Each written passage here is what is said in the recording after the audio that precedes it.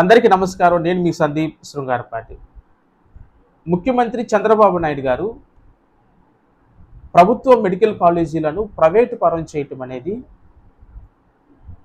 పేద ప్రజలను, బలహీన వర్గాల్లో నుండి చదువుకుంటున్నటువంటి విద్యార్థులను అవమానపరచటమే అవుతా ఉంది. పేద ప్రజల్లో నుంచి సంకల్పంతో చదువుకొని నేను డాక్టర్ని అవ్వాలి,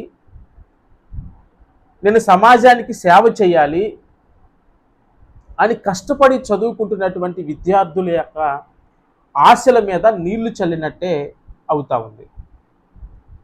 చంద్రబాబు గారు 2019 సంవత్సరానికి ముందు ఉమ్మడి తెలుగు రాష్ట్రాలకు కానీ, ఇప్పుడు ప్రస్తుత ఆంధ్రప్రదేశ్ రాష్ట్రానికి కానీ 3 సార్లు ముఖ్యమంత్రిగా అయ్యాడు.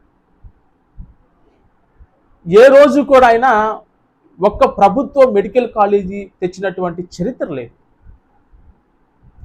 కనీసం ఆలోచన కూడా ఆయన చేయలేదు. గౌరవ శ్రీ వైఎస్ జగన్మోహన్ రెడ్డి గారు 5 సంవత్సరాలు ముఖ్యమంత్రిగా ఉన్న సమయంలో పేదల పక్షపాతిగా, పేదలు చదువుకొని గొప్ప స్థాయిలో ఉండాలి, బడుగు బలహీన వర్గాల ప్రజలు డాక్టర్లు అవ్వాలి, ఇంజనీర్లు అవ్వాలి, ఐపీఎస్లు అవ్వాలి, ఐఏఎస్లు అవ్వాలి, మీ బిడ్డలు ఫారెన్లో చదువుకోవాలి, గొప్ప గొప్ప చదువులు చదవాలి, గొప్ప గొప్ప పొజిషన్లో ఉండాలని చెప్పి ఏదైతే చెబుతూ వచ్చారో ఆ దిశగానే గౌరవ శ్రీ జగన్మోహన్ రెడ్డి గారు అడుగులు వేయడం జరిగింది. ఎడ్యుకేషన్లో జగన్మోహన్ రెడ్డి గారు తీసుకొని వచ్చినటువంటి సంస్కరణలు కానివ్వండి, 5 సంవత్సరాలు 17 ప్రభుత్వ మెడికల్ కాలేజీలు తీసుకురావటంలో కానీ, పేద ప్రజల పట్ల జగన్మోహన్ రెడ్డి గారికి ఉన్న చిత్తశుద్ధి మనకు అర్థమవుతా ఉంది. 2 సంవత్సరాలు కరోనా ఉన్నప్పటికీ చాలా ప్రతిష్టాత్మకంగా తీసుకొని ఒక్కొక్క మెడికల్ కాలేజీలను సుమారు 50 ఎకరాల్లో చాలా ప్రతిష్టాత్మకంగా నిర్మించి జగన్మోహన్ రెడ్డి గారు ముఖ్యమంత్రిగా ఉన్నప్పుడే 7 మెడికల్ కాలేజీల్లో అడ్మిషన్లు కూడా జరుగుతూ వచ్చాయి. ఈరోజు చంద్రబాబు గారు ముఖ్యమంత్రి అయిన తర్వాత ఆ మెడికల్ కాలేజీలన్నిటిని కూడా ప్రైవేటు పరం చేయటం, ఆయన ముఖ్యులకి వాటిని కట్టబెట్టడం, వీళ్ళ కమిషన్ల కోసం పేద విద్యార్థుల జీవితాలతో చెలగాటం అనేది ఈ సందర్భంగా నేను చంద్రబాబు గారిని ఒక మాట అడుగుతా ఉన్నా. అయ్యా, నీకు ఎన్ని లక్షల కోట్లు ఉంటే సరిపోతాయి? ఎన్ని లక్షల కోట్లు ఉంటే నీకు, నీ కొడుక్కి, నీ మనవడికి సరిపోతాయి అని చెప్పి నేను అడుగుతా ఉన్నా. పేద బడుగు బలహీన వర్గాల విద్యార్థులతో, పేద బడుగు బలహీన వర్గాల ప్రజలతో ఆడుకోవటం అనేది ఇది ఎంతవరకు మీకు సమంజసం? ఈరోజు పేద ప్రజలని వైద్యానికి దూరం చేస్తూ ఉన్నారు, పేద విద్యార్థులను చదువుకు దూరం చేస్తూ ఉన్నారు. చదువుకొని డాక్టర్ అవ్వాలనేటువంటి సంకల్పంతో ఉన్నటువంటి విద్యార్థుల వాళ్ళ యొక్క భవిష్యత్తు మీద మీరు దెబ్బ కొడతా ఉన్నారు. ఇది మీకు ఎంతవరకు సమంజసం అని అడుగుతా ఉన్నా. నీ హయాంలో కనీసం ఒక్క మెడికల్ కాలేజీ అయినా తీసుకొని వచ్చావా? ఒక్కటంటే ఒక్క మెడికల్ కాలేజీ తీసుకొని వచ్చావా?